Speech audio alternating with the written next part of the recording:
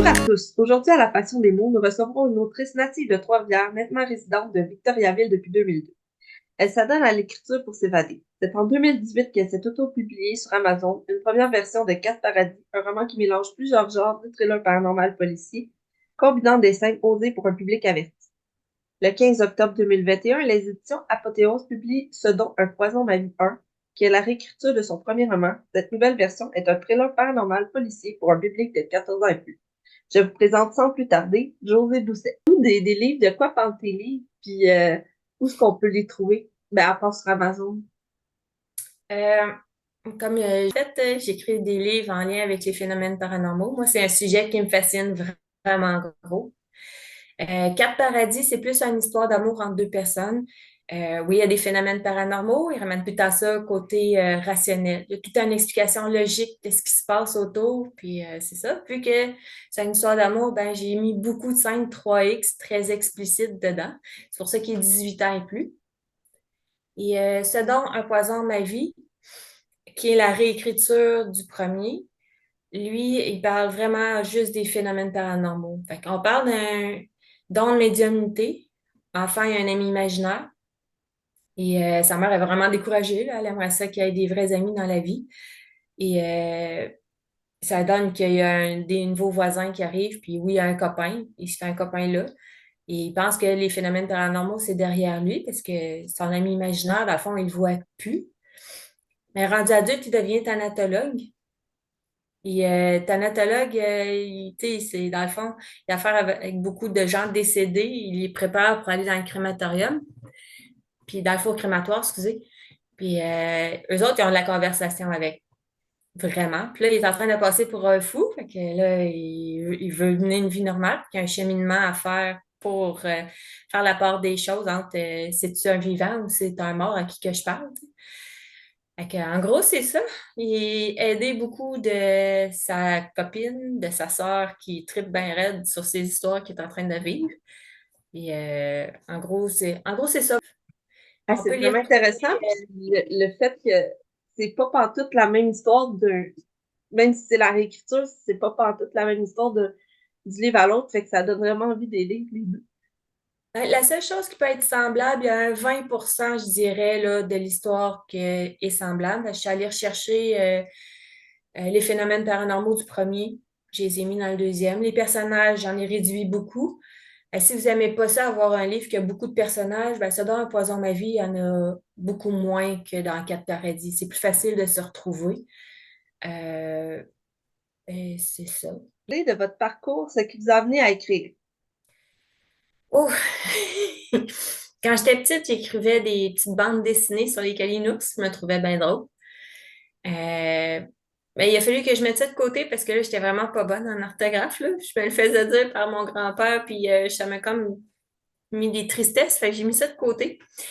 J'ai vraiment débuté l'écriture en 2013 après une conversation super intéressante avec un collègue de travail, que là, il m'a trouvé mon sujet que je voulais écrire, les phénomènes paranormaux. Pendant 40 heures semaine, il m'a raconté son histoire. Parce que tu sais, je travaille dans une usine, fait que souvent, on est avec des partenaires qu'on ne se connaît pas vraiment. Fait que lui, il a commencé à me parler un peu de ses récits, de ses choses qu'il avait vécues. Puis je dis, waouh, ça c'est un beau sujet, j'aimerais ça l'utiliser pour écrire un livre. Puis il était bien content. Fait que lui, il dit, ah, en autant que tu mettes mon nom à la fin, il dit, il n'y a pas de problème, tu peux te servir de mes histoires. J'ai bâti mon premier roman avec ces récits. Et puis c'est vraiment en 2013 là, que j'ai commencé, là. Le contexte, quand tu t'es mis à écrire devant ton ordinateur ou ton plan, je sais pas si tu écris à l'ordinateur ou sur une feuille de papier, là. Mon premier roman, en fait, je l'ai écrit vraiment là, sur des feuilles de papier. Euh, Après ça, je le retapais à l'ordinateur parce que, veux pas, on n'a pas toujours le temps de s'asseoir devant un ordinateur pour écrire, puis les idées ne viennent pas nécessairement quand on décide d'écrire. Souvent, c'est quand je travaillais puis j'avais des temps morts, là, mon cerveau se mettait à réfléchir à qu'est-ce que je pourrais écrire. Quand j'arrivais en pause, je me dépêchais à écrire en minuscule sur des petits papiers pour être sûre de garder mes idées. Et souvent, j'écrivais des pages entières. Là, j'arrivais chez nous, puis là, il fallait tout que je retape ça. C'était des heures et des heures de plaisir. C'est ça, le contexte que vous étiez au travail, puis c'était quoi qui se passait dans ta tête quand tu avais une idée, puis là, tu voulais l'écrire? Ben, quand j'avais une idée, c'est fait Ah oui, il faut pas que je l'oublie.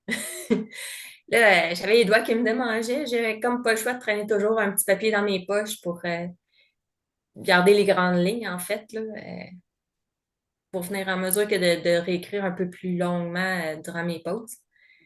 Puis comment vous avez créé vos personnages? Ah, ça s'est venu tout seul. Je... Moi, je travaille pas de plan. Fait que c'est comme difficile de préétablir des personnages. Mais on dirait qu'au fur et à mesure qu'on écrit, ça vient tout seul. Les personnalités se dessinent, puis c'est vraiment au fur et à mesure que ça me vient. Pourquoi l'autopublication pour votre premier roman? La facilité. En fait, j'ai envoyé mon manuscrit à environ 14 maisons d'édition. Et j'ai eu plusieurs refus, ça m'a découragée. Puis à ce moment-là, ben, j'ai vu la solution simple avec Amazon. Fait que je l'ai mis sur Amazon pour être certaine d'avoir mon livre papier. Puis en autopublication, mettons que j'irais à compte d'auteur avec les éditions de l'Apothéose, ben, tu as un certain montant à débourser pour avoir 300 copies chez vous. Et j'avais pas besoin d'avoir 300 copies, là. Au fur et à mesure que les gens m'en demandaient, j'en commandais. Puis ça allait vite d'avoir un inventaire épouvantable à la maison aussi. OK. Qu'est-ce qui vous a poussé à changer le public cible et à réécrire vos histoires? J'ai finalement été acceptée dans une maison d'édition et ils ont trouvé que mon manuscrit avait du sens, c'est juste que je m'enlignais dans trop de directions. Qu'eux autres ils ont décidé, ben, d'un commun accord avec moi, évidemment. On a développé une ligne directrice qui était sur les phénomènes paranormaux, puis on a ramené ça à un public un peu plus jeune pour atteindre plus de lectorat. Euh, quand préférez-vous écrire le matin, le midi ou le soir? Quand j'ai le temps. Quand j'ai le temps, quand j'ai une idée qui me vient en tête. Souvent, je suis en voiture, ben, j'attends, mettons, un de mes enfants qui est à une activité, là, je vais sortir mon cellulaire puis je vais écrire dessus, là. Parce que oui, maintenant, j'ai innové, là, j'écris sur mon cellulaire. Je mets ça sur Drive puis ça va super bien après ça. Pas besoin de retaper trois, quatre fois la même affaire. Puis lorsque tu écris, est-ce que tu es plus silence ou musique? Silence. Silence. Source d'inspiration pour l'écriture. Tout. Tout. Ça peut être aussi bien une personne qui va traverser la rue habillée bizarre que l'idée va rester dans ma tête, puis plus tard, je vais reprendre le personnage coloré que je vais avoir vu là, dans un événement ou peu importe où, là. C'est Puis vous écrivez pas de plan, donc vous savez jamais à l'avance quand est-ce fini vos histoires. non. En fait, je commence à écrire, puis c'est comme une histoire sans fin. Dans le fond, je vais écrire un chapitre, puis je vais mettre un point à une phrase, puis trois, quatre jours plus tard, je peux reprendre le chapitre puis continuer où ce que je suis, parce que là, j'ai eu une idée qui va bien avec le chapitre, là. Et je peux écrire ma fin avant d'écrire le reste aussi. OK, c'est désordonné un peu. Oh, très. C'est le seul moment dans ma vie que je suis vraiment désordonnée, c'est avec mon écriture. Quelle partie de l'écriture aimez-vous le plus et pourquoi? Je te dirais la composition. Et quand on a une idée, puis là, c'est sans fin, puis là, puis on continue, ça me met vraiment sur un high d'écriture, là. Je me trouve géniale des fois, tu sais. Ça veut pas dire que l'autre à côté va me trouver géniale quand il va me lire, là, mais moi, quand on a une idée, ça va bien, c'est le fun. Puis, en revanche, lequel te rebute le plus la partie d'écriture? La correction. Tu sais, quand ça fait trois, quatre fois que tu te relis, là, je suis pas tellement généreuse en disant trois, quatre fois, parce que souvent, on se relit des milliers de fois, là. La correction, moi, ça me rebute là, totalement, là. Je suis nulle là-dedans, puis je suis bien contente d'avoir des correctrices. Ça s'est pas amélioré depuis mes 8 ans, mettons.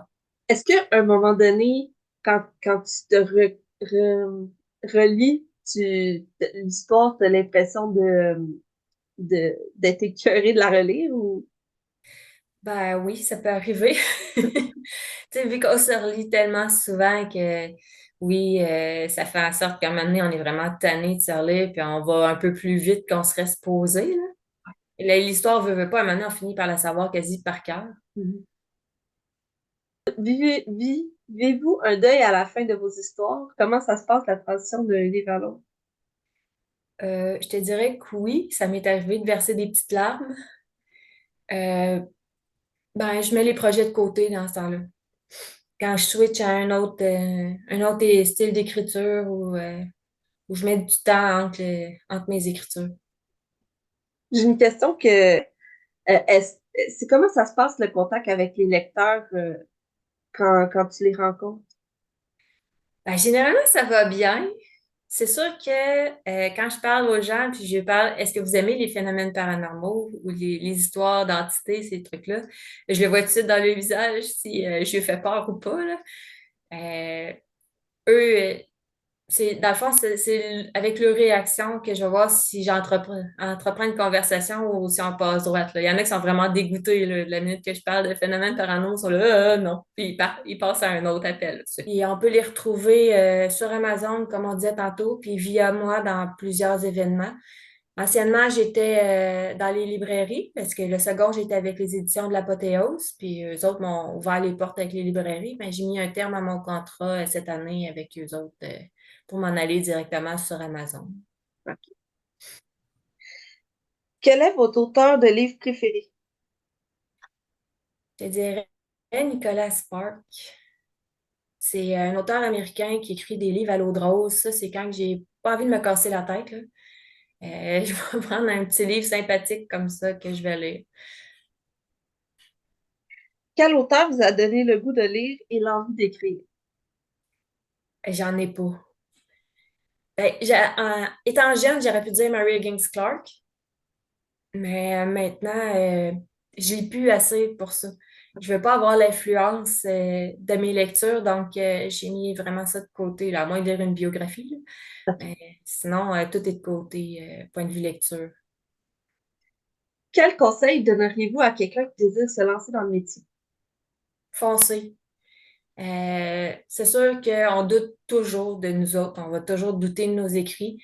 Il y a un marché pour toutes les sortes d'histoires, de récits. Tout le monde peut trouver sa place. C'est sûr que c'est difficile, mais persévérer. Toi, qu'est-ce que tu fais pour trouver ta place? Ben, j'essaie de me rendre intéressante.